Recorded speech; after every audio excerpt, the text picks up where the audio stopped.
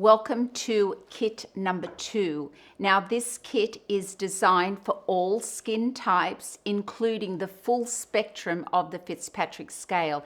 This is kit number 1 with the added 6 items that we've put into this kit, which is going to be the refreshener, the N night cream for dry and mature sensitive skins. We've added in the massage cream, which is a lighter massage cream.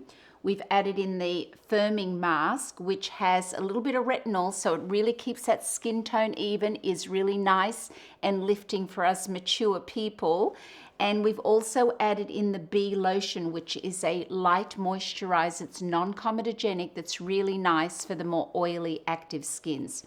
My favorite product of all, the retinol formula, and this is these added extra items added into our first kit with a protocol which tells you step by step. Now this protocol was designed by me. It tells you step by step what each product is, and it also tells you how to use them in your treatments.